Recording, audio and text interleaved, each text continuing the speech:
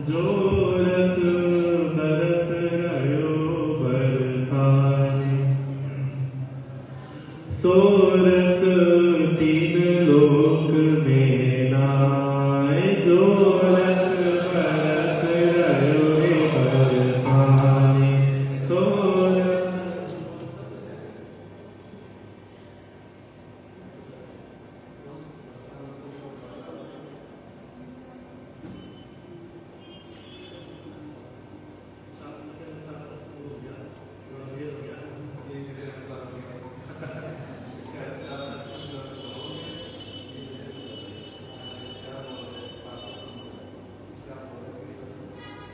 रस बरस रहो बरसाने, सो रस तीन लोक में नाय।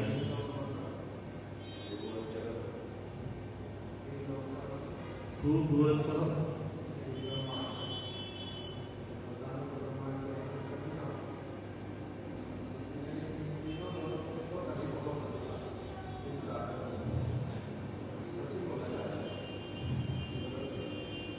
बरस रहे हो बरसाने,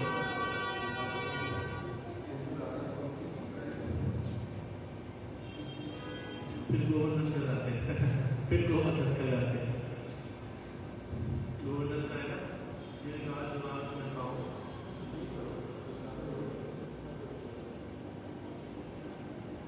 जो रस बरस रयो बरसाने, तो रस तीन लोक में नाय। जो रस बरस रयो बरसाने, तो रस तीन लोक।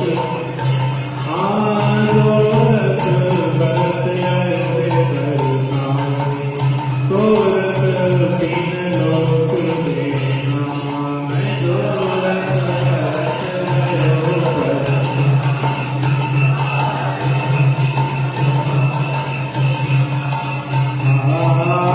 तीन लोक में नाय। सो रस वैकुंठ में नाय। तीन लोक में नाय। जो रस बरस रयो बरसाने, तो रस तीन लोक में नाय। जो रस बरस रयो बरसाने।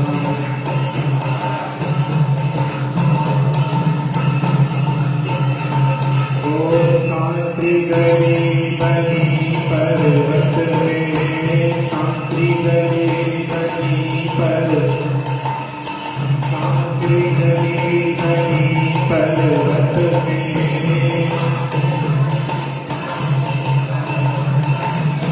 कवि बिसती राधिका दर में,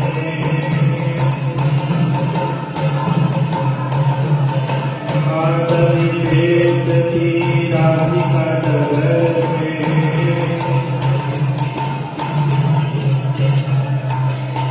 आगे गाय करेगी धरती नीने सका सहाय। ओ आगे गाय करेगी धरती नीने सका सहाय। जो रस बरस रयो बरसाने, सो रस तीन लोक में नाय।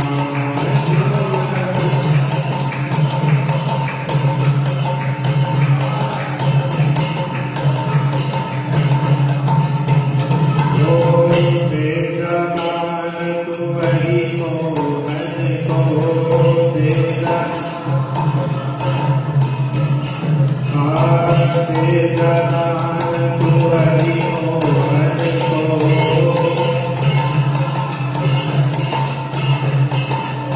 सब तोड़ेंगे तेरे मोहन को।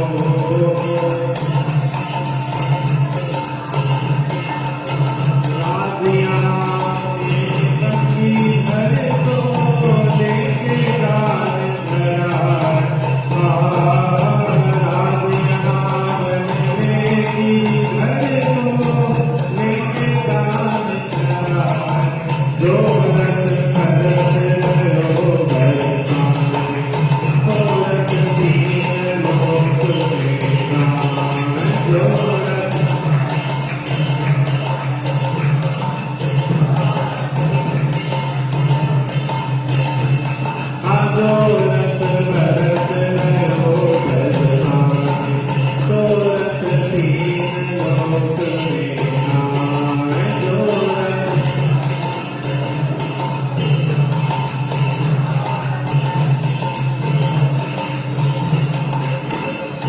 इनके संग सखी मधुमासी, इनके संग सखी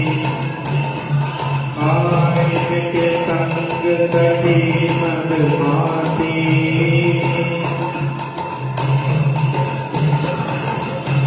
उनके संग तथा सुभासी,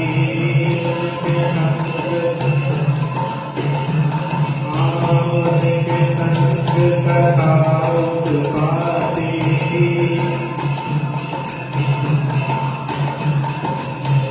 गिर गई ग्वालिन तरमासी, मन में रति हरसाय हो, गिर गई ग्वालिन तरमासी, मन में रति हरसाय, जोरत बरस रहो बरसाने, सोरठ तीन लोक सिरसाने, जोरत बरस रहो बरसाने,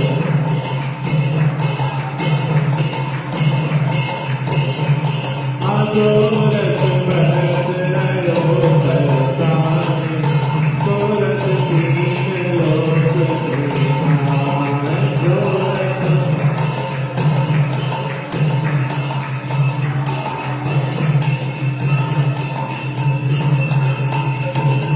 तीन लोक के नाम, सोरठ वैकुंठ में नाम, तीन लोक में नाम,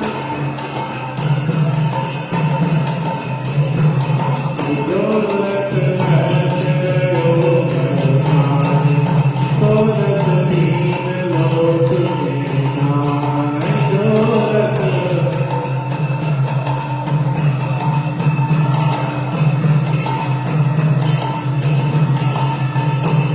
जय राधे राधे राधे, जय जय राधे, जय राधे राधे राधे, जय जय राधे, जय राधे राधे राधे, जय जय राधे,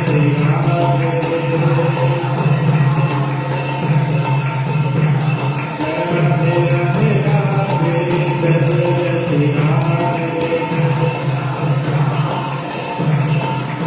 हो गया राधे, जय राधे, जय राधे, जय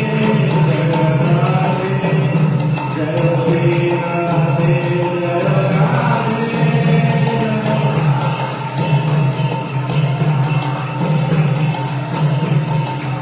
हो गया राधे, जय राधे, जय राधे, जय श्री राधे, जय राधे,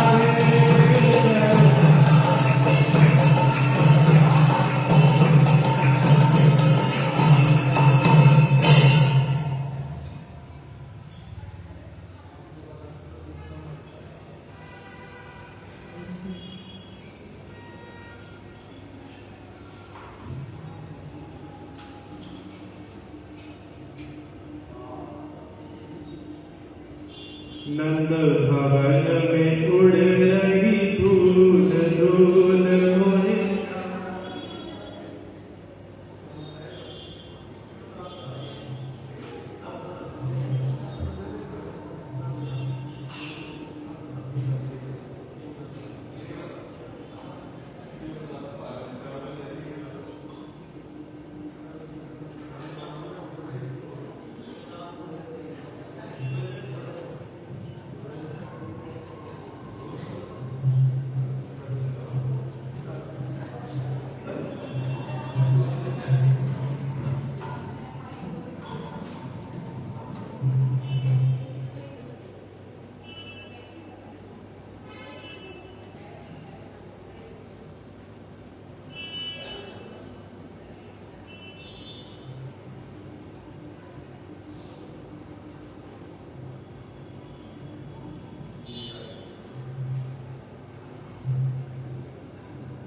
छटा तेरी तीन लोक से न्यारी है, गोवर्धन महाराज छटा तेरी तीन लोक से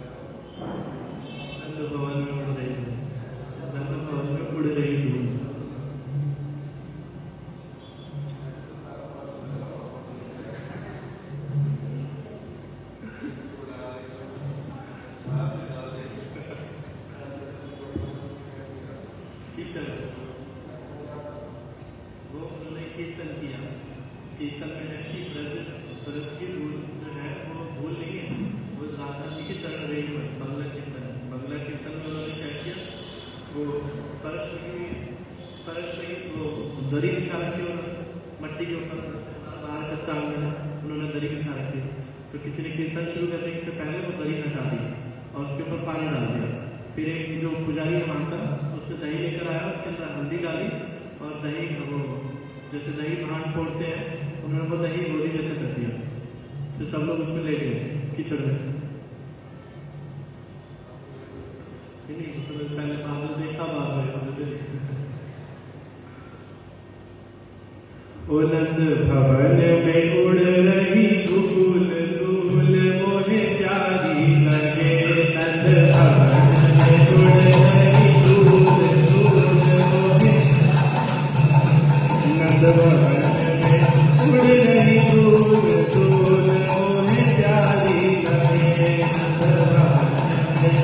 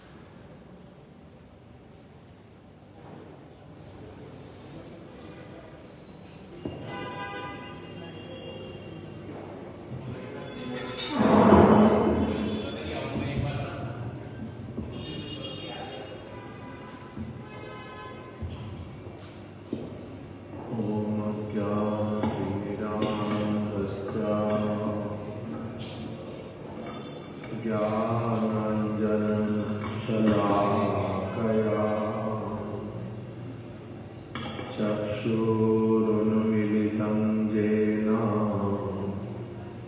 तस्मै श्रीगुरवे नमः। वाञ्छाकल्पतरुभ्यश्च कृपासिन्धुभ्य एव च पतितानां पावनेभ्यो वैष्णवेभ्यो नमो नमः। श्री कृष्ण चैतन्य प्रभु नित्यानंद श्री अद्वैत गदाधर श्रीवासादि गौर भक्त वृंद। हरे कृष्णा कृष्णा कृष्णा हरे हरे, हरे राम राम राम हरे हरे।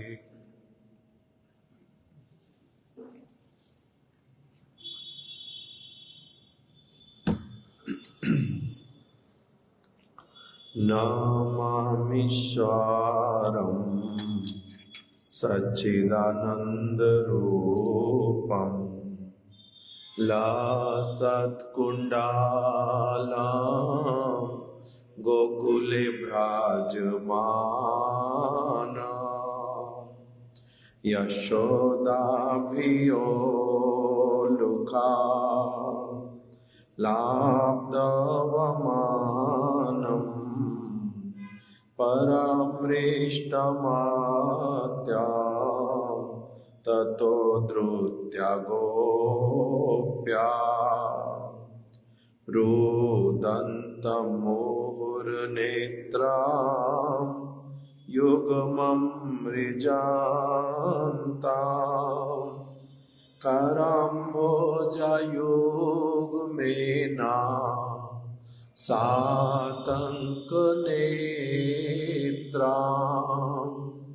मुहुःश्वासकाम्पा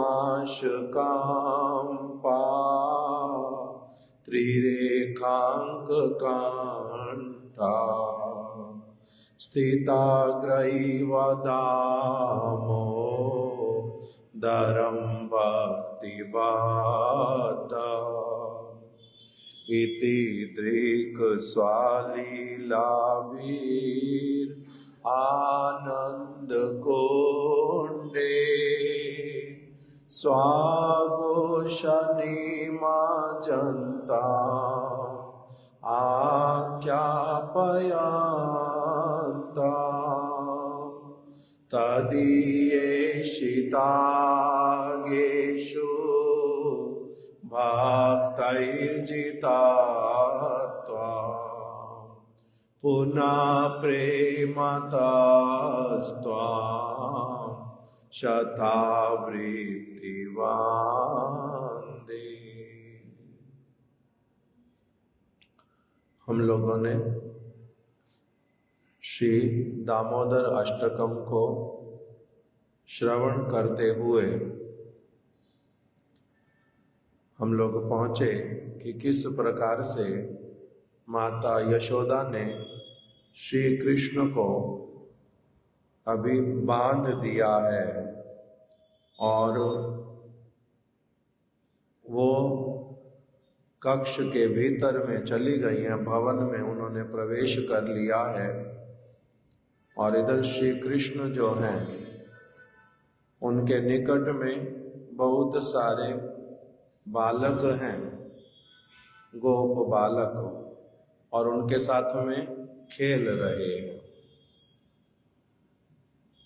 बलदेव जी भी आ गए थे। उन्होंने आकर के पूछा, कृष्ण को किसने बांधा है, किसने बांधा कृष्ण को। तब मधुमंगल ने उनको धीरे से बता दिया, दाऊ भैया, कृष्ण को मैया यशोदा ने बांधा है। धीरे धीरे बोला, क्योंकि पहले बलदेव जी समझ रहे थे किसी सखा ने बांधा है, तो इसलिए थोड़ा जोर से बोल रहे थे, किसने बांध दिया, किसने बांध दिया। अब क्या हो गया कि क्यों और किसने, ये दोनों बातें उन्होंने छोड़ दी। सुन लिया माता यशोदा ने बांधा है। तो अभी बलदेव जी भी वहीं पर हैं, कृष्ण भी उखल से बंधे हुए थे, सखा लोग भी आस पास में हैं, नंद बाबा का आंगन है बहुत बड़ा, उसी में पहले तो कृष्ण रो रहे थे, माता को पुकार रहे थे, मैया भीतर मत जाओ, मैया मेरे को खोल करके ही जाओ, आप मेरे को क्यों इतनी, मैं कितनी देर तक बंधा रहूंगा, मेरे को खोलोगी नहीं क्या, मैया मेरे प्रति आपको दया नहीं आ रही। मैं सच में बोल रहा हूँ, आगे से मैं दोष नहीं करूँगा, मैं ऐसे मटकी नहीं फोड़ूंगा, मैं माखन वानरों को नहीं खिलाऊंगा, आप कृपा करके मेरे को खोल दो। बार बार इस तरह से बोल रहे, मैया भीतर मत जाओ, मैया मेरे को खोल करके जाओ। मैया सुनी नहीं रही हैं, वो अपना भीतर जाती जा रही हैं, और ये रो रहे हैं कृष्ण, रोते रोते रोते रोते बुला रहे हैं, बार बार रोहिणी मैया को बुला रहे हैं, दाऊ भैया को बुला रहे हैं, किंतु कोई भी नहीं आता। तो इसीलिए थोड़ी देर में क्या हो गया, रोना शांत हो गया।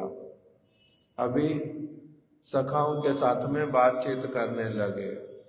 पहले थोड़ी सी लज्जा थी आंखों में, और किसी की आंख में आंख डाल करके बात नहीं कर रहे थे, किंतु अभी धीरे धीरे लज्जा जो है वो दूर हो गई, और कृष्ण अब सखाओं के साथ में बातचीत करने लगे, कहने लगे हम कुछ ना कुछ खेल खेलते हैं।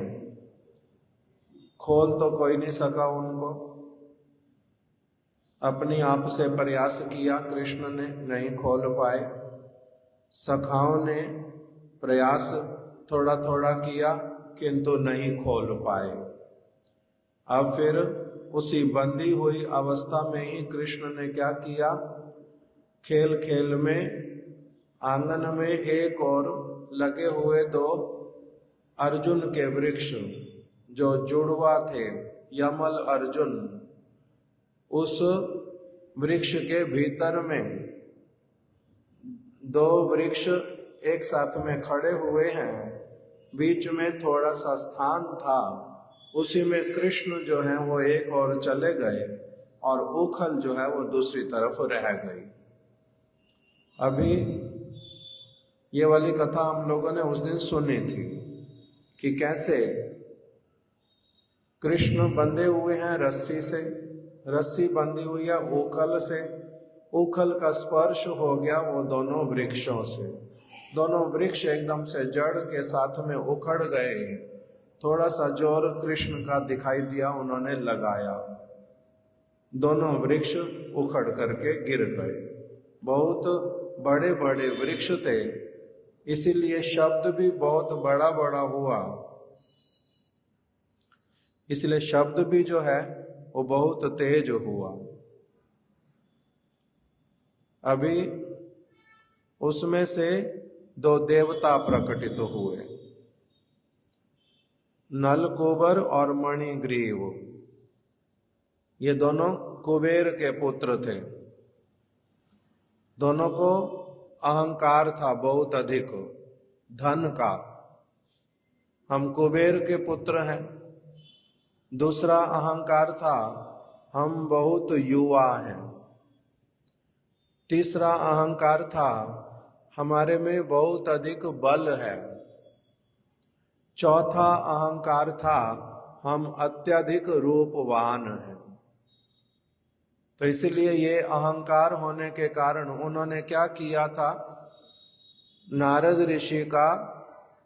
ऋषि को देख करके भी उन्होंने एक तो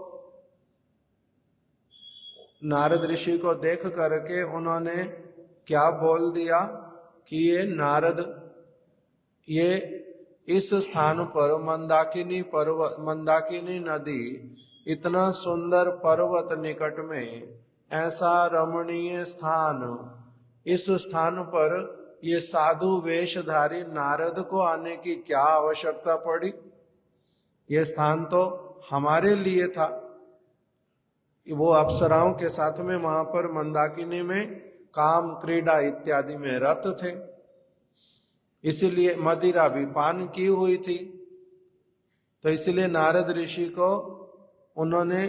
ऋषि के विषय में सम्मान तो उनको किया नहीं, आदर किया नहीं, प्रणाम किया नहीं, उल्टा ही मन में विचार किया।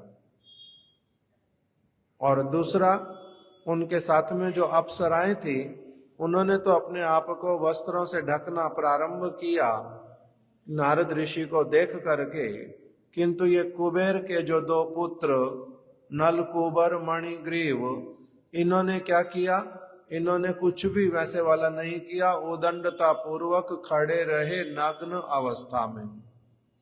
इसलिए नारद ऋषि ने उनको क्या किया, उनको श्राप दिया कि जाओ, तुम्हारा इस प्रकार का जो चित्त वृत्ति है नग्न अवस्था में रहने का, निर्लज्ज होकर के रहने का, और किसी भी बड़े को, साधु को देख करके लज्जित भी नहीं होने का, तो इसलिए तुम जाकर के वृक्ष ही बन जाओ, जाओ तुम वृक्ष बन जाओ, वृक्ष योनि प्राप्त हो तुम्हारे को।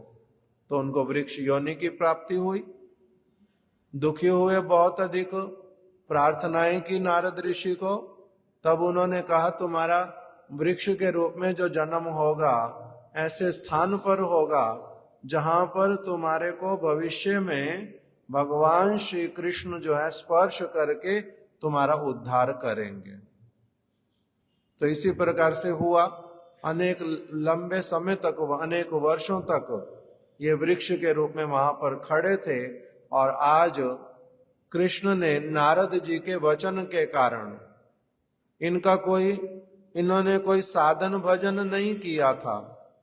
नलकूबर मणिग्रीव ने कोई साधन भजन नहीं किया था, कोई पवित्र क्रियाएं नहीं की थी, इन्होंने कोई तपस्या करना, कोई व्रत करना कुछ नहीं किया था उस प्रकार का।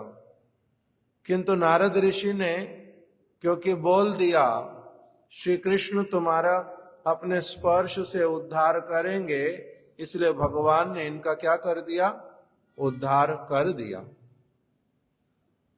इसलिए इन्होंने जब भगवान श्री कृष्ण को प्रणाम किया तब क्या हुआ, इन्होंने उनसे आशीर्वाद भी मांगा कि हमारे में अब इस प्रकार की कोई किसी प्रकार का कोई अभिमान, अहंकार, निर्लज्जता, रूप का बल, रूप का अभिमान, बल का अभिमान, ये सब हमारे में ना रहे, कभी भी ना आए भविष्य में। और आपके चरण कमलों में हमारा अनुराग हो, ऐसी वाली प्रार्थना की भगवान ने। इनकी कामना को पूरा किया था।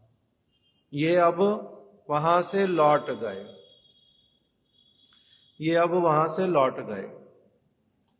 नलकूबर और मणिग्रीव, इन दोनों का भगवान के धाम में वास मिला। एक का नाम हुआ स्निग्ध कंठ, दूसरे का नाम हुआ मधुकंठ। दोनों को भगवान के धाम की प्राप्ति हुई। इसीलिए बताया कि जो ये नारद ऋषि देखो कैसे वाले साधु हैं, श्राप दिया श्राप देने पर भी क्या हो गया उल्टा? साधु का श्राप भी ऐसे वाला कि भले ही क्रोधित हुए, क्रोधित होकर के भी इनका अमंगल नहीं किया, क्रोधित होकर के भी जो दंड दिया उसमें भी इनका कल्याण हुआ। और इनको जो वस्तु बहुत साधन करके भजन करके भी प्राप्त नहीं होती, वो वस्तु इनको प्राप्त हो गई। ये वाली सारी बात हम लोग श्रवण करके आ चुके हैं। अब तीसरे श्लोक में बोल रहे हैं कि इति दृक् स्वालीलाभिर आनंद कुंडे स्वाघोष निमजंतम आख्यापयंतम तदीयेषितागेषु भक्तैर्जितत्वं पुनः प्रेमतस्त्वं शतावृत्ति वंदे। श्री सत्यव्रत मुनि यहाँ पर कह रहे हैं कि इति दृक् स्वालीलाभिर, दामोदर अष्टकम, दामोदर लीला जैसी अनेक अनेक लीलाएं आप क्या करते हैं? निरंतर प्रकटित करते ही रहते हैं, निरंतर आपकी लीलाएं चलती रहती हैं। इति दृक् स्वालीलाभिर आनंद कुंडे, और आपकी लीलाएं जो है वो कैसी हैं? परम आनंद को प्रदान करने वाली। ऐसी वाली आपकी लीलाएं और किसी भी स्थान पर प्रकटित नहीं होती हैं। जहां पर आप पर ब्रह्म सच्चिदानंदमय विग्रह, सब वस्तुओं के ईश्वर, सब कारणों के कारण, सभी को अपने वश में रखने वाले, यहाँ पर आप स्वयं कैसे होकर के रहते हैं? एकदम से साधारण बालक की भांति, साधारण एकदम से बालक की भांति। आपके इसी गोलोक वृंदावन में ही इस प्रकार का आपका स्वभाव, आपका स्वरूप प्रकटित होता है।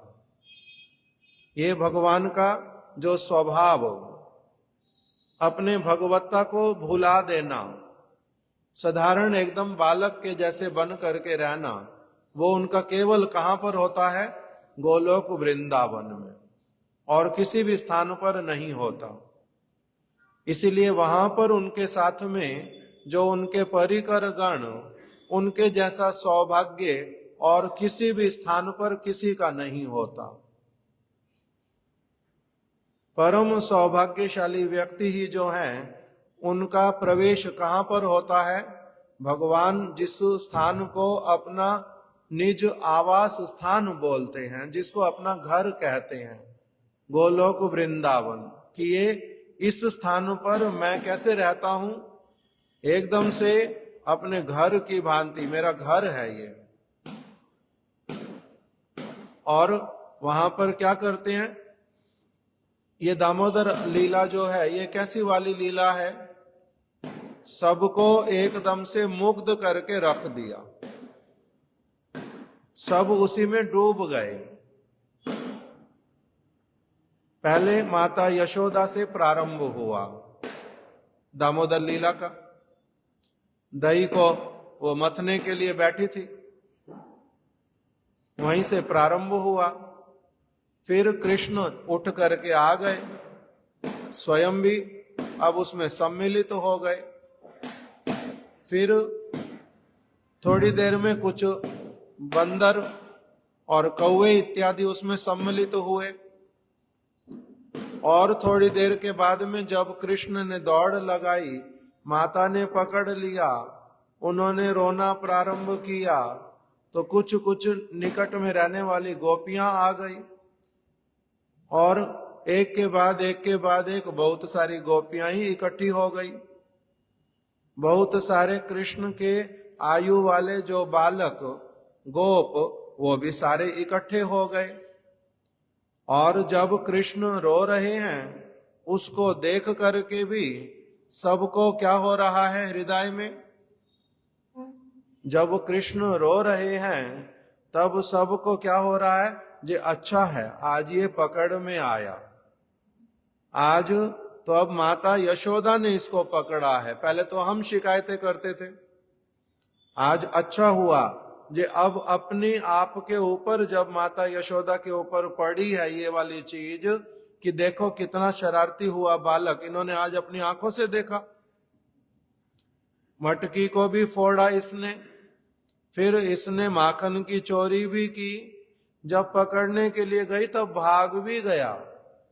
आज अपनी आप इनके हाथ में जब आया सामने ही, तब अपने आप को अब इनको पता है कि मेरा बालक कैसा होता जा रहा है। तो इसीलिए सभी कह रहे हैं जी अच्छा हुआ। और कृष्ण ऐसे तो माता यशोदा से बात कर रहे हैं, मैया मेरे को छोड़ दो, किंतु कभी कोई उनको बोल रहा है, अब बोलता है छोड़ दो। क्यों छोड़ दो? नहीं छोड़ना चाहिए माता, इसको बिल्कुल नहीं छोड़ना चाहिए। फिर जब कृष्ण रो रहे हैं, कोई सखा उनको कह रहा है मैं जानता हूं तेरे रोने के बाहर से तो ऐसे रो रहा है और भीतर में तो क्या कर रहा है, मेरे को सारा कुछ पता है। जब बंध नहीं रहे हैं, 2 अंगुली कम पड़ रही है, तब अलग अलग गोपियां बोल रही हैं, वो भी आनंद में डूब करके यशोदा देख तेरा बालक है कैसा। इसके भाग्य में विधाता ने बंधना नहीं लिखा। वो भी एक प्रकार का जो व्यंग करके बोल रही हैं। और गोपियां क्या कह रही हैं कि नाना यशोदा बांधती चल, तो क्या हुआ, 1 दिन लग जाएगा, 2 दिन लग जाएंगे, बांधती हुई चल, कोई बात नहीं।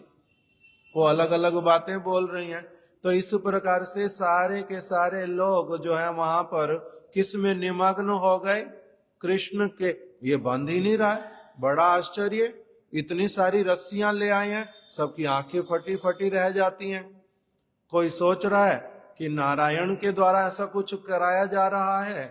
माता यशोदा सोच रही है अलाएं बलाएं इसको कुछ लग गई हैं। अलग अलग सब लोगों की स्थिति को करके रखा हुआ किसने? कृष्ण ने। तो इसीलिए और इसी में स्वयं भी वो प्रसन्न चित्त हो रहे हैं, आनंदित हो रहे हैं। ऐसी लीला करके उनको सुख मिलता है या नहीं मिलता है? तो कहते स्वयं भी इसी में सुखी होते हैं देख करके कि ओ कोई ऐसा है जो मेरे को मां के जैसे प्रेम करता है, कोई ऐसा है जिसको इतना मैंने अपना बल दिखला दिया, ऐश्वर्य दिखला दिया कि मैं बंध नहीं रहा, जितनी बड़ी रस्सियां ले आओ तब भी ये अपना परिश्रम करना नहीं छोड़ती है। कृष्ण भी आश्चर्यचकित हो रहे हैं माता को देख करके। तो इसीलिए ये जो सारी लीला, इसमें स्वयं भी क्या करते हैं, अंदर ही अंदर में आनंदित हो रहे हैं और सबकी भावना को देख रहे हैं कि इनमें से कितनों ने देखा कि मैंने पूतना का वध किया है, कितनों ने देखा मैंने तृणावर्त को भी वध कर दिया है, शक्टासुर का मैंने वध किया है, किंतु तब भी ये मेरे को अपना साधारण मित्र ही मानते हैं, अपने जैसा ही मानते हैं। बड़े आश्चर्य की बात है। इनको मैं जितना भी अपनी बुद्धिमानी दिखला दूं, इनको अपना जितना भी मैं अपना बल दिखला दूं, थोड़ी देर के बाद में ये बिल्कुल भूल जाते हैं और मेरे को अपने जैसा ही मानते हैं, अथवा थोड़ा सा मेरे अपने से ठीक है, कुछ थोड़ा सा इसमें अधिक बल है या थोड़ी बुद्धिमानी है, अथवा जो भगवान है इसको थोड़ा सा अधिक फेवर करते हैं। इस प्रकार की बात को ही मन में रख करके शांत रह जाते हैं और कुछ कहते ही नहीं है। तो इसीलिए सत्यव्रत मुनि कह रहे हैं, इति दृक स्वालीलाभिर आनंद कुंडे, बंध गए, रो रहे हैं, पीछे से मैया को बुला रहे हैं। काल जिनसे भयभीत होता है वो स्वयं भयभीत हो रहे हैं। जिनको योगी लोग 1000 प्रयास करके अपने हृदय में बांध नहीं पाते, माता यशोदा ने उनको बांध दिया।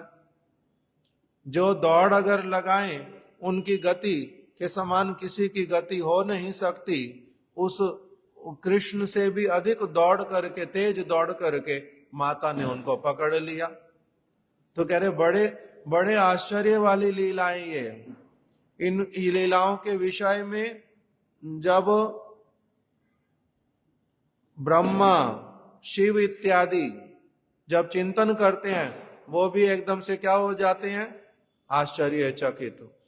धारणा नहीं कर पाते ये हो क्या रहा है। कृष्ण पर ब्रह्म है, परात्पर तत्व है, उनके इच्छा करने मात्र से सारी वस्तुएं अपने आप चलती रहती हैं। एक एक मुहूर्त में कितने कितने ब्रह्मांडों की रचना कर देते हैं और कितने ही ब्रह्मांडों का लय कर देते हैं। और वही कृष्ण यहां पर क्या कर रहे हैं देख करके समझ नहीं आता, आश्चर्यचकित होते हैं कि ये क्या हो रहा है। तो इसीलिए चैतन्य चरितामृत में एक प्रसंग आया। श्री चैतन्य महाप्रभु ने एक भक्त जिनका नाम है,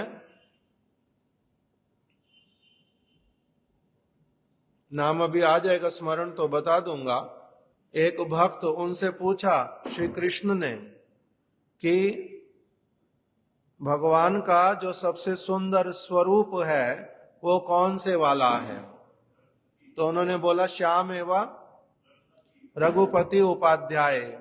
प्रयाग में महाप्रभु से मिले और महाप्रभु ने उनसे पूछा कि हे रघुपति उपाध्याय, मेरे को बताओ तो कि भगवान का जो सबसे श्रेष्ठ रूप है वो कौन सा वाला है। तो उन्होंने बताया श्याम एवा परम रूपम। भगवान अपने आप को अनेक बार अनेक रूपों में प्रकटित करते हैं। जब जब जिस स्थान पर जिस प्रकार की आवश्यकता होती है वैसे वाला रूप धारण कर लेते हैं, किंतु उनका जो आदि स्वरूप है और सर्वश्रेष्ठ है श्याम एवा परम रूपम।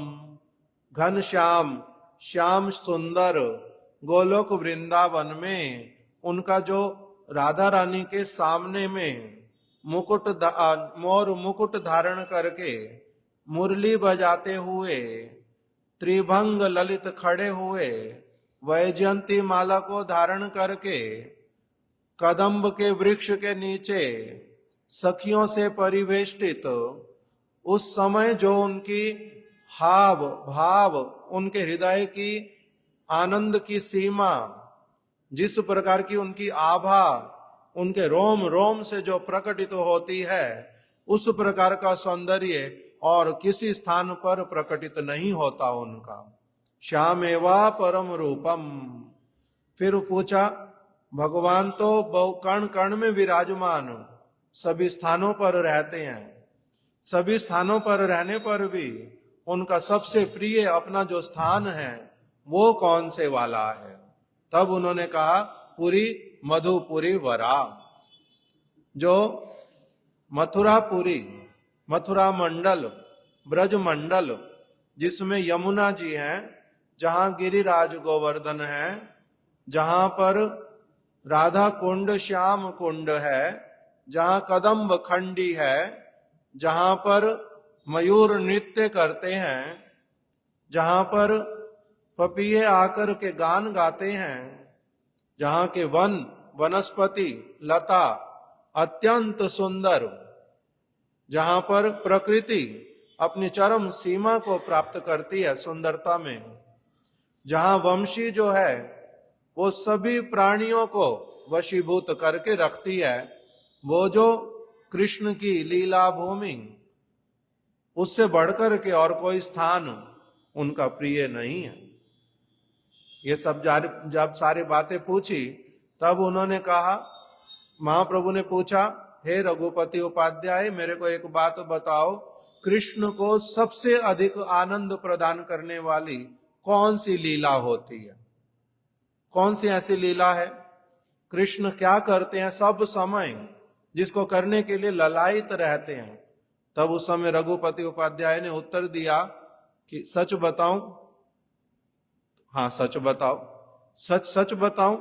कह रहे हाँ सच सच बताओ। कह रहे कौन विश्वास करेगा अगर मैं सच सच बताऊं तो महाप्रभु ने कहा मैं विश्वास करूंगा। कौन विश्वास करेगा? वहां तक किसका सौभाग्य उदित होता है, वहां तक अप्रोच किसकी है? तो कह रहे मैं सच सच बताऊं? हाँ हाँ सच सच बताओ। तब फिर बताया जो कृष्ण कौन श्लोक निकाला? वाला श्लोक पता मिलता है? चैतन्य चरितामृत मध्य लीला 19वां या 20वां अध्याय होगा। रघुपति उपाध्याय ना 21-22 भी हो सकता। सनातन गोस्वामी जी का प्रसंग वो एक साथ में ही है। 19वां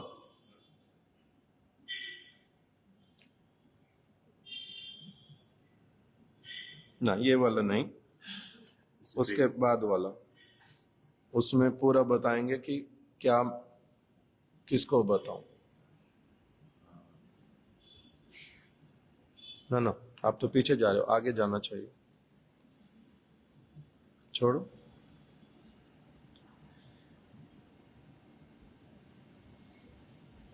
picture of it. The one about the courtyard, na? It's before.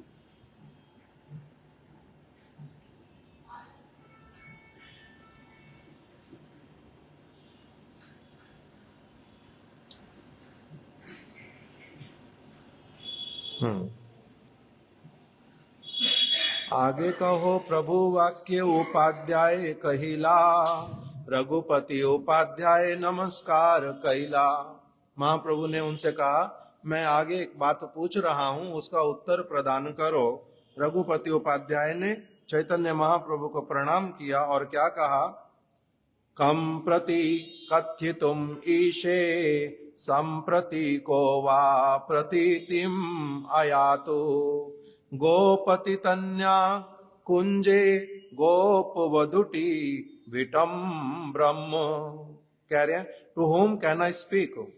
Who will believe me when I say that Krishna, the Supreme Personality of Godhead, is hunting the gopis in the bushes by the banks of the river Yamuna? In this way, the Lord demonstrates his pastimes. कह रहे, कौन विश्वास करेगा?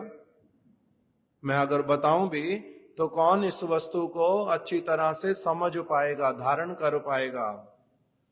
किसको मैं बताऊं ये बात कि जो भगवान हैं, श्री कृष्ण पर ब्रह्म हैं, वो यमुना के तट पर निकुंज कुंज में जो ब्रज की गोपियां हैं उनके साथ परम आनंदित होकर के, सब कुछ भूल करके, एकदम से पूरी सुध बुध खो करके वहां पर वो ऐसे वाले निमग्न हैं, ऐसे वाले निमग्न कि उनकी कोई था नहीं पा सकता। तो इसीलिए ये जो कृष्ण की लीलाएं, कह रहे साधारण व्यक्ति जो है उसका तो कहना क्या, ब्रह्मा शिव इत्यादि भी वो वहां तक धारणा नहीं कर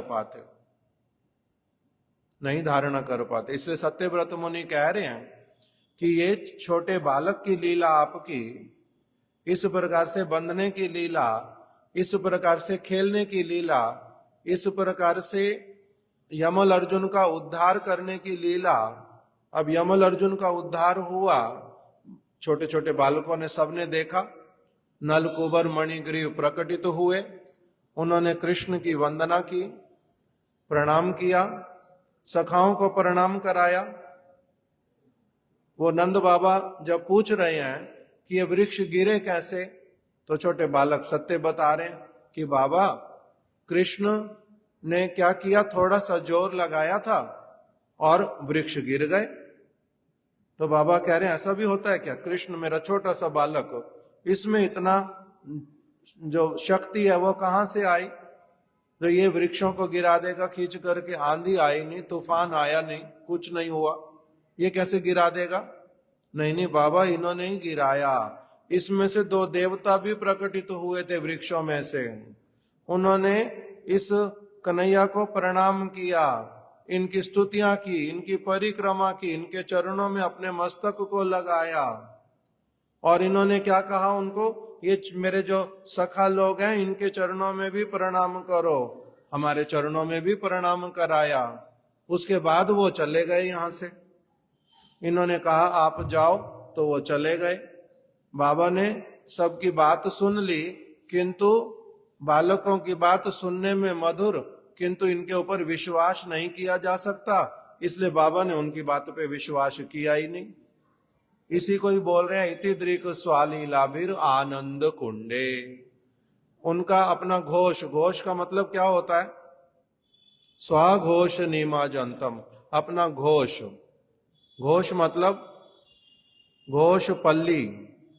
घोष पल्ली मतलब जहां पर गैयाएं रहती हैं, बछड़े रहते हैं, ग्वाल बाल रहते हैं, गोपियां रहती हैं, गोवर्धन जहां पर है उसको क्या कहते हैं? घोष, घोष पल्ली। और दूसरा घोष शब्द का अर्थ क्या होता है? घोष शब्द का अर्थ होता है बड़े जोर जोर के शब्द होना, घोषणा करना, घोष शब्द होता है। तो क्या शब्द होता है वहां पर? वहां सब समय गोकुल में शब्द होता है कि देखो कृष्ण कहां पर है, कृष्ण अभी उठा नहीं, कृष्ण उठ जाओ। सखा लोग बुलाते हैं, गोपाल जल्दी चलो। इस प्रकार से जहां पर सारे बछड़े आ गए, रस्सियां कहां पर हैं, वेश ठीक से धारण कर लिया, वन में चलने के लिए प्रस्तुत हैं, भोजन भेज दिया, जहां पर इस प्रकार का घोष केवल कृष्ण को केंद्र करके सब समय होता रहता है, वहां पर सबकी क्रियाओं का जो केंद्र है वो एकमात्र कृष्ण, इसलिए उसको कहते हैं घोष पल्ली। और वहीं पर क्या है? इति दृक स्वालीलाभिर आनंद कुंडे, अनेक अनेक कृष्ण लीलाएं कर रहे हैं। गुरुदेव इसलिए एक एक करके वर्णन करते हैं कि कृष्ण किसी समय उन्होंने क्या किया, बलदेव और कृष्ण अब उनको अपने घर से बाहर निकलना आ गया और पुष्प देखे, सुंदर सुंदर पुष्प खिले हुए हैं, उसके आगे जो है बेर के, सूखे हुए बेर के जो लकड़ियां वो लगाई हुई हैं कि कोई पशु भीतर में ना जाए। इन्होंने जैसे कैसे करके उसको तो हटा दिया, आगे से भीतर चले गए। अभी पुष्प तोड़ने लगे, एक के बाद एक एकत्रित करने लगे, और उतने में क्या हुआ, जो कांटे वाले छोटे छोटे बेर के लकड़ियां थी वो गिर पड़ी सारी। अब ये बाहर नहीं निकल पा रहे, भीतर में तो चले गए थे हटा करके, लकड़ियों को ऐसे रख दिया था जिससे कि बाहर भी आराम से चले जाएंगे, किंतु वो गिर पड़ी फिर से। अब ये निकल नहीं पा रहे, रोने लग गए। और माता ने जब रोने का ध्वनि सुना तब आकर के इनको वही लकड़ियां हटा दी, इन दोनों को आराम से भीतर में लेकर के चली गई। इस प्रकार की लीला करते हैं। फिर कभी कृष्ण को माता ने कहा, यशोदा ने, जाओ तो एक बछड़े को, छोटा छोटा बछड़ा जो हो उसको ले करके आ जाओ, मैं उसको क्या करूंगी, तिलक करूंगी, उसके चरणों को आज धो दूंगी। तो कृष्ण को भेज दिया, कृष्ण लेकर के तो आ गए सखा को, पहले तो उसको बछड़े को, पहले तो बछड़ा आ नहीं रहा था, जैसे कैसे करके कभी उसको आगे से पकड़ के, कभी उसको कान से पकड़ के, जोर जोर जैसे करके लेकर के आ तो गए। अभी आए जब तो एक जगह देखा माखन लटका हुआ है छीके पे, तो उसको देख करके लोभ आ गया और बछड़े के ऊपर ही खड़े हो गए और माखन की जो मटकी है उसको पकड़ लिया। अभी माखन खाने लगे और बछड़ा नीचे से जो है वो चला गया। अब ये लटके रह गए, अब फिर से रोते हैं।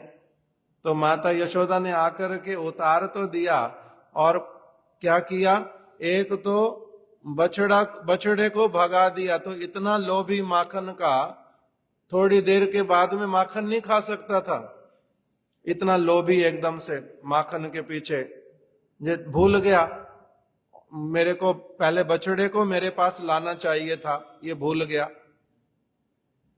और फिर अभी रो रहा है। इस प्रकार से किया।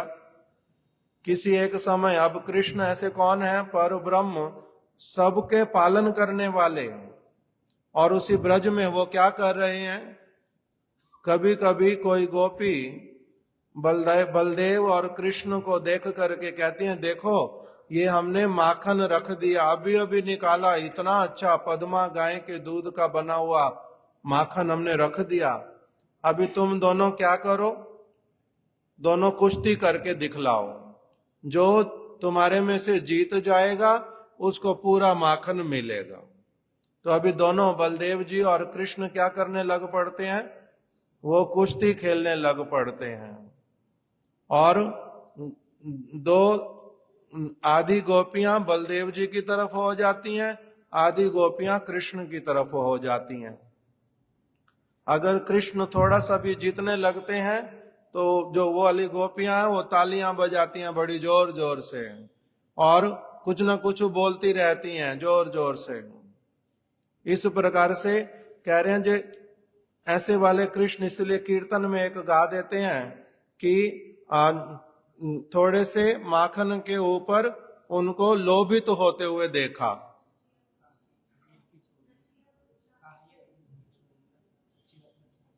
छचिया भर छाछ पे नचाए, ऐसे करके कीर्तन में बोल देते हैं। किसी एक समय क्या किया, कृष्ण जो है वो जा रहे हैं तो किसी एक गोपी ने उसको लड्डू दिखलाया, देखो आज हमारे घर में बड़े सुंदर सुंदर लड्डू बने हैं, मोदक, ये बहुत अच्छे वाले हैं, तो खाएगा? तो हाँ खाऊंगा। क्यों नहीं खाऊंगा, इतना अच्छा, और तू प्यार से दिखा करके बोल रही है खाएगा? क्यों नहीं खाऊंगा, दे दो। तो बोलती है पहले तुम थोड़ा सा नाच करके दिखलाओ, नाच करके जब दिखलाएगा, तेरा नाच हमारे को पसंद आएगा, तब तो हम तेरे को लड्डू दे देंगी, नहीं तो नहीं मिलेगा। तो कृष्ण क्या करते हैं, साथ ही साथ में एकदम से नृत्य करना प्रारंभ करते हैं और गाना प्रारंभ करते हैं। तो गोपी बोलती है ये गा रहा है, तो मन लगा करके गा, एकदम से हमारे हृदय को स्पर्श कर जाए, हमारे कान में अमृत की तरह तेरा गान घुल जाए एकदम से। इस प्रकार से गा, मिश्री के जैसा मीठा, तब तेरे को ये लड्डू मिलेगा, ऐसे मिल जाएगा। तो कह रहे हैं एक एक लड्डू को प्राप्त करने के लिए इस प्रकार से नृत्य करके दिखलाते हैं, गान करके दिखलाते हैं। कभी कभी तान छेड़ते हैं, तान उनको बोलते हैं और जोर से तान छेड़, ऊपर तक पंचम स्वर तक पहुंचा दे, तब तेरे को मिलेगी ये वाली चीज। उस प्रकार से उनको देते हैं। तो अभी कृष्ण जो है इस प्रकार की सारी चीजें कर रहे हैं वहां पर।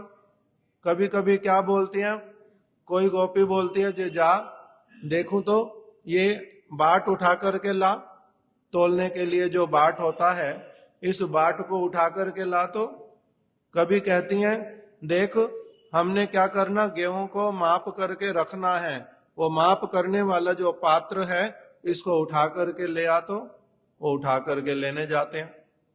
कभी कहती हैं कि देख हमने पीढ़े पर बैठना है, पीढ़ा जो है देख वहां रखा अंदर कहीं, ढूंढ करके निकाल करके ला। वो भीतर में जाकर के बोलते हैं जी यहाँ तो दिखाई नहीं दे रहा कुछ भी, तो ध्यान से देख, तेरे को देखना नहीं आता। तो ध्यान से देखता है फिर भी नहीं मिल रहा, तो कहते तेरे को तो कुछ मिलेगा ही नहीं, जा तेरे को पीड़ा मिलेगा नहीं, इधर तू लाएगा नहीं, कोई काम करेगा नहीं, हम तेरे को छाछ भी देंगे नहीं, जा यहां से। तो वो फिर ढूंढ करके लाते हैं पीड़े को, कभी बैठने की चौकी को उससे उठवाते हैं कृष्ण से, कभी कहते हैं पादुका लेकर के आ जा हमारी, हम पादुका ले लें पहनेंगे, तो पादुका ढूंढ करके लाते हैं। कभी कभी खड़े हो जाते वहां पर कि गोपी तूने मेरे को बोला तो सही ये चीज ले आ, मैं तो इसको उठा ही नहीं पा रहा, ये तो बहुत भारी है। कभी उठा नहीं पाते, उसको हाथ लगा के खड़े हो जाते हैं, देख मैं तेरा काम करने तो आया था ना, इसलिए लड्डू तो मेरा बनता है। अलग अलग इस प्रकार की बात करते हैं।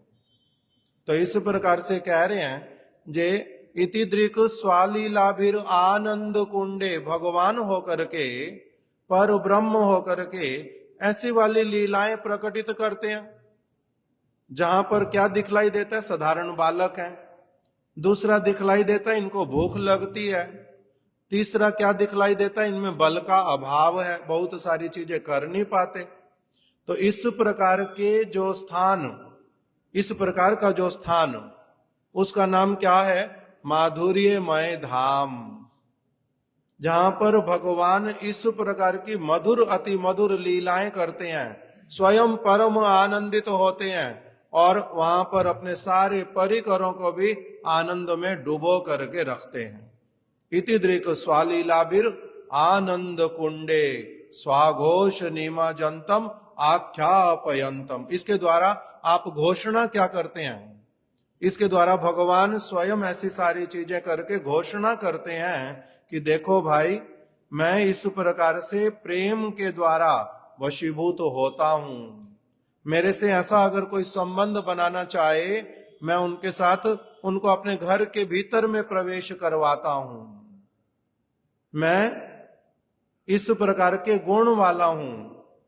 मेरे को इस प्रकार से अगर कोई प्रेम करता है, कोई अपने बालक की भांति, कोई अपने मित्र की भांति, कोई अपने प्रियतम की भांति मेरे को अगर स्नेह करता है, तो मैं क्या करता हूं? उनको अपने इसी धाम में, गोलोक वृंदावन में ही अपने निकट में लेकर के आ जाता हूं। और यहां पर फिर जो सारी क्रिया होती है, जो सारी लीला होती है, ये और किसी भी स्थान पर नहीं होती। ऐसे वाला उनका स्वरूप, ऐसी लीलाएं, ऐसे उनके परिकर, इन परिकरों का महात्म्य कम है। कह रहे लक्ष्मी जी का ऐसा सौभाग्य होता नहीं वैकुंठ में, पार्वती का ये सौभाग्य कभी होता नहीं, रुक्मिणी सत्यभामा का ये सौभाग्य होता नहीं, किसी माता स्थानीय किसी भी कौशल्या माता का, देवकी मैया का, अथवा वामन देव की माता जी अदिति, उनका ऐसा सौभाग्य कभी नहीं होता। कृष्ण के सखा बहुत सारे, रामलीला में भी सखा हैं पड़े और अवतारों में भी हैं पड़े, किंतु यहां पर जिस प्रकार के सखा ब्रज में, ऐसे वाले सखा तो कहीं पर भी नहीं है। तो इसलिए कह रहे हैं जो ये ब्रज के परिकर, इनका जिस प्रकार का सौभाग्य, ऐसा वाला सौभाग्य किसी और का होता नहीं। क्यों? क्योंकि ये लोग क्या करते हैं? कृष्ण के प्रति इनमें ऐश्वर्य की गंध भी नहीं है। इसलिए भगवान कह रहे हैं स्वयं ही कि जो तो मेरे को भगवान मानता है, पर ब्रह्म मानता है और मेरी दूर दूर से स्तुतियां करता है, वो मेरे को इतना आनंदित नहीं करती स्तुतियां। किंतु जो ब्रज के परिकरो जैसा मेरे ऐश्वर्य को भुला करके मेरे प्रति एक स्वाभाविक जो प्रेम करता है, उसके द्वारा मैं जिस प्रकार से प्रसन्न होता हूं और किसी भी प्रकार से मैं प्रसन्न नहीं होता। इसलिए ब्रज की जो भक्ति है, उस ब्रज के जो परिकर हैं, उनकी जो भावनाएं हैं, उसको क्या कहते हैं? ये है माधुर्यमयी भावनाएं। ये माधुर्यमयी भावनाएं, जहां पर, इसलिए हमारे गुरुदेव जब स्थान स्थान पर प्रचार करने के लिए गए, तो उन्होंने एक बात की घोषणा बार बार की कि पहले तो एक व्यक्ति क्या करता है? इस बात को समझता है अच्छी तरह से कि कृष्ण ही स्वयं भगवान है। कृष्ण ही स्वयं भगवान है। देवी देवता इत्यादि उनके दास और दासियां हैं, और जितने सारे और विष्णु तत्व हैं वो सारे कृष्ण के अंश और कलाएं हैं। किंतु कृष्ण स्वयं भगवान है, जो इस पूरी की पूरी वस्तु को, जो भगवान ने भगवत गीता में बड़ी अच्छी तरह से बताई, जो इस वास्तु को धारण कर पाता है, इसमें प्रवेश कर पाता है, वो अच्छी तरह से इस वस्तु को समझ पाता है, तब फिर उसके लिए क्या आता है? वो कृष्ण का एकांतिक भक्त बनता है। और फिर कृष्ण का एकांतिक भक्त बनने पर फिर ऐश्वर्य परक भक्त या माधुर्य परक भक्त, उसमें फिर विभाग आता है। तो इसलिए गुरुदेव बोलते थे कि एक समय तक भक्तों को ये पहले अच्छी तरह से समझना पड़ता है कि Krishna is the supreme personality of God head. फिर उसके बाद में दूसरी एक स्टेज आती है जिसमें उसको क्या करना पड़ता है, ब्रज के जो कृष्ण की लीलाएं परिकरों के साथ में जिस प्रकार से विहार, उस सब की बात सुनते सुनते उसका एकदम से ऐसे वाला हो जाता है कि यही जो कृष्ण है ये तो मेरे बेस्ट फ्रेंड है, यही कृष्ण जो है मेरे बालक हैं, मैं इनको माता यशोदा के जैसे ही मैं इनका क्या करना चाहता हूं, पालन पोषण करना चाहता हूं, सखाओं के जैसे मैं इनके साथ में खेलना चाहता हूं, गोपियों के जैसे मैं इनकी सेवा करना चाहता हूं। जब इस प्रकार की भावना आती है, क्योंकि कृष्ण स्वयं अपने मुख से बोलते हैं कि माता मोरे स्नेह करे करे बंधन, माता अगर मेरे प्रति स्नेह करके मेरे को बांधती हैं, माता मोरे स्नेह करे करे बंधन, हाँ, अति दीनहीन ज्ञाने कराए ताड़न लालन, मेरे को अपने से बहुत छोटा मान करके मेरा क्या करने लग जाती हैं, पालन करने लग जाती हैं, मेरे को कभी कभी डांट फटकार ले देती हैं। और सखा मोरे सखे भावे, सखा शुद्ध सखे करे स्कंदे आरोहण, मेरे सखा उनका मेरे प्रति ऐसा शुद्ध सख्य भाव आ जाता है, वो मेरे को अपने कंधे पर उठा लेते हैं। और कभी मेरे को ही कहते हैं कि मैं उनको अपने कंधे पर उठाऊं। खेल खेल में मैं हार जाता हूं तो वो मेरे कंधे पर चढ़ जाते हैं, मेरे को घोड़ा बना देते हैं और कहते हैं हमारे को वहां से वहां तक लेकर के चलो। कभी मैं उनके कंधे पे बैठता हूं, कभी वो मेरे कंधे पे बैठते हैं। सखा शुद्ध सखे करे स्कंदे आरोहण, तुम्ही कोनो बड़ो लोक तुम्ही आमी सम। कभी अगर मैं हार जाता हूं फिर भी मैं कहता हूं नहीं मैं नहीं हारा, मैंने नहीं बिठाना, मैंने घोड़ा नहीं बनना, मैं तुम्हारे को अपने कंधे पर नहीं बिठाऊंगा। तो वो क्या कहते हैं कि मार खानी है, तुम ही कोनो बड़ो लोग, तुम क्या बहुत बड़े व्यक्ति हो क्या। अभी अभी खेलने से पहले एक शर्त लगाई थी, जो हार जाएगा उसको क्या करना पड़ेगा, घोड़ा बनना पड़ेगा, तो चुपचाप घोड़ा बन जाओ और तुम्हारे ऊपर यहां से यहां तक हमारे को लेकर के चलो। सखा शुद्ध सखे करे स्कंदे आरोहण, तुम ही कोनो बड़ो लोक तुम ही आमी सम, तुम और हम एक समान है, सखा हो ना मेरे। भगवान हो गए, अपनी जगह पर हो गए, वो तो ऐसा बोलते नहीं किंतु उनके मन में यही रहता है, तो हमारा सखा है। और कृष्ण उनको इसी प्रकार का शरीर, इसी प्रकार की भावना ऐसा सारा दे देते हैं कि उसके मन में निरंतर यही रहता है कि कृष्ण जो है मेरे सखा ही हैं केवल, और कोई वस्तु उसके स्मरण में भी रहती नहीं जब वो गोलोक वृंदावन में पहुंच जाता है। तो इसलिए फिर ऐसे वाले खेल खेलता उनके साथ। फिर गोपियों के विषय में बोल रहे, पहले माता यशोदा का बोला, फिर सखाओं का बोला, फिर गोपियों का बोल रहे हैं कि गोपी यदि मान करे करे भरतरसन, वेद स्तुति हईते से ही हरे मोर मन। कोई अगर गोपी मेरे को क्या करती है, गोपी यदि मान करे मतलब मेरे से अगर रूठ जाती है, गोपी यदि मान करे, गोपी यदि मेरे से रूठ जाती है, गोपी यदि मान करे करे भरतरसन, वो क्या करती है, मेरे को ही उल्टा डांटने फटकारने लग जाती है। काला कहीं का, तेरा मन भी काला है, तू ऊपर से भी काला है, तेरे माता पिता का ठीक से पता नहीं है, पौर्णमासी देवी बोलती हैं। कोई कहता है तेरे बाबा नंद बाबा है, यशोदा मैया है, कोई कहते हैं कि तू देवकी और वसुदेव का पुत्र है, तेरा तो पता नहीं चलता कुछ भी। और तुम क्या करते हो, छल करते हो हमारे साथ, खेल खेल में जल में खेल क्रीड़ा कर रहे हैं और छल करके अपना जल में से निकल करके पर्वत के ऊपर पहुंच जाते हो, हम पागल जैसे तुम्हें ढूंढती रह जाती हैं।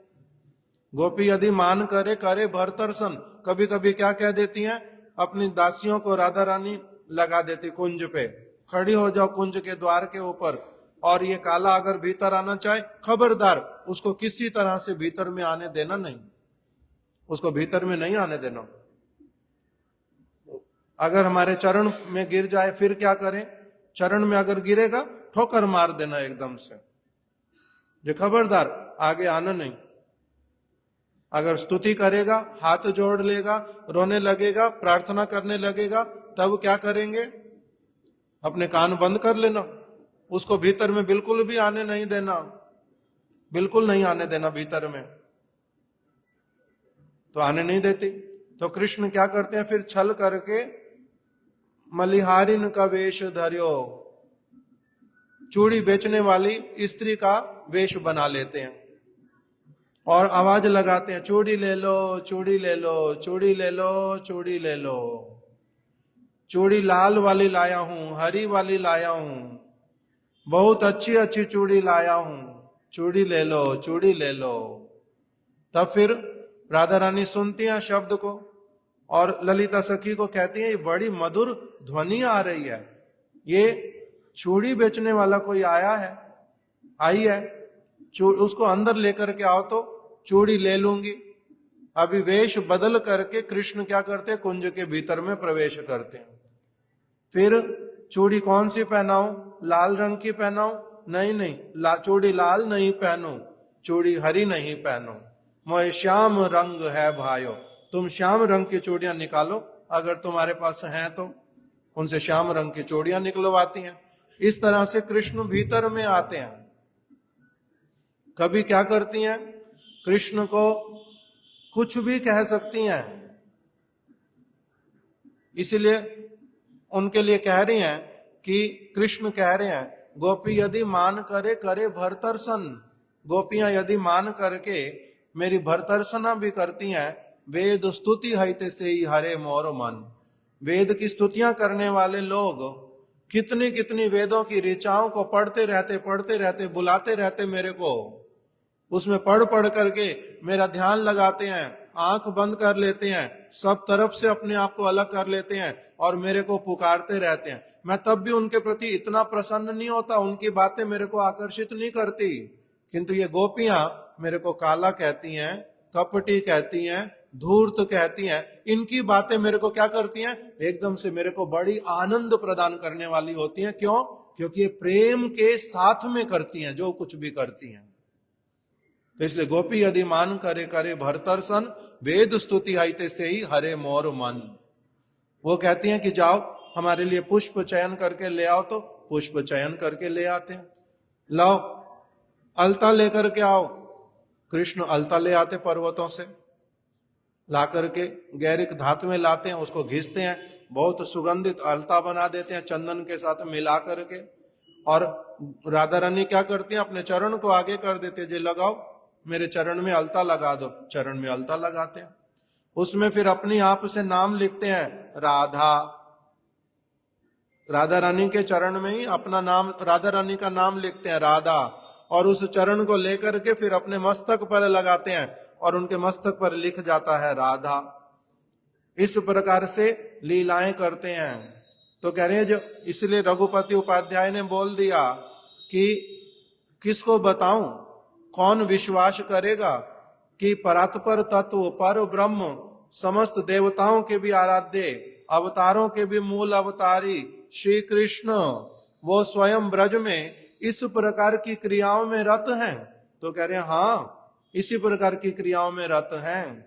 इति दृक स्वालीलाभिर आनंद कुंडे स्वाघोष निमजंतम आख्यापयंतम। सारे भूल जाते हैं हम कौन हैं, कृष्ण भूल जाते हैं मैं भगवान हूं, सारी मुग्ध होकर के वहां पर वास करते हैं। इति दृक स्वालीलाभिर आनंद कुंडे स्वाघोष निमजंतम आख्यापयंतम तदीयेषितागेषु भक्तैर्जितत्वम। इस प्रकार की लीलाओं के द्वारा कृष्ण घोषित करते हैं इस संसार में भक्तिर्जितत्वम, कि मैं इतना, मैं सर्वेश्वर, मैं सर्वशक्तिमान होने पर भी अपने भक्तों के सामने, जो क्या तीसरी पंक्ति में आया, तदीयेषितागेषु भक्तैर्जितत्वम, मैं भक्ति के द्वारा, इनकी सेवा के द्वारा, इनकी भावनाओं के द्वारा जीत लिया जाता हूं। मैं एकदम से इनके सामने कैसा बन जाता हूं? पपेट। मैं ऐसे वाला पुतला बन जाता हूं, जैसे ये चाहते हैं वैसे ही मैं क्या करता हूं? सारी क्रियाएं करता हूं। मैं पुतला बन जाता हूं, इनकी इच्छा के वशीभूत हो जाता हूं। जो ये इच्छा करते हैं मैं वैसे वाला करता हूं। क्यों? क्योंकि ये उस प्रकार की मेरे प्रति भक्ति करती हैं, ऐसी वाली मेरे प्रति भावनाएं रखती हैं कि ये कौन है? हमारे को प्राणों से भी प्रिय है, हमारा प्रियतम है। इसीलिए ये किस प्रकार की सेवाओं को मेरे लिए करती हैं, इनका मैं वशीभूत हो जाता हूं। इसी बात को सत्यव्रत मुनि कह रहे हैं कि आप भक्ति के द्वारा वशीभूत होने वाले हैं। आप तपस्या के द्वारा, ज्ञान के द्वारा, योग के द्वारा, दान के द्वारा, तीर्थ भ्रमण के द्वारा और व्रतों के द्वारा, आप उसके द्वारा ऐसे वाले किसी के प्रति वशीभूत नहीं होते। उनको आप अपने ब्रज में प्रवेश नहीं करवाते। ब्रज की प्रवेश करने की जो योग्यता है वो क्या है? ऐसी वाली शुद्ध भक्ति जो ब्रज गोपियों के, ब्रजवासियों के हृदय में जो वास करती है। इसी बात की भगवान घोषणा कर रहे हैं। आख्या भक्ति जितत्वम पुनः प्रेमतस्त्वम शतावृत्ति वंदे। मैं 100 बार, हजार बार आपकी ऐसी वाली भक्ति करने वाले जो भक्त हैं, आपके जो ये परिकर गण हैं, मैं इनके चरणों में पुनः पुनः प्रणाम करता हूं। मैं आपके चरणों में पुनः पुनः प्रणाम करता हूं। क्यों? क्योंकि आप इस प्रकार से वशीभूत होकर के रहते हैं। कह रहे मैं इस प्रकार से आपका संग, आपकी कृपा चाहता हूं। जिस प्रकार से आपके ब्रजवासियों को आपने कृतार्थ करके रखा हुआ, उसी प्रकार से मेरे को भी कृतार्थ कर दो। ऐसी वाली प्रार्थना कर रहे हैं इस तीसरे श्लोक में। इसी भावना के साथ में ये सारा कुछ बोला गया है। इससे आगे अब हम लोग कल श्रवण करेंगे। वांछा कल्प तरुभ्यश्च कृपा सिंधुभ्य एव च पतितानां पावनेभ्यो वैष्णवेभ्यो नमो नमः।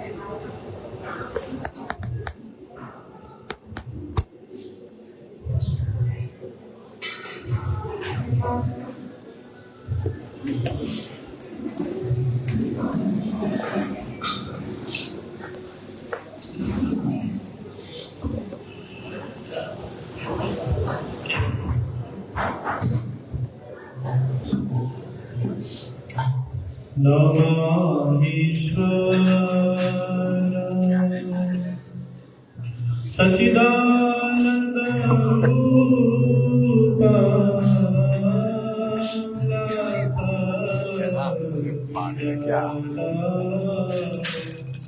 गोकुल ब्रजबान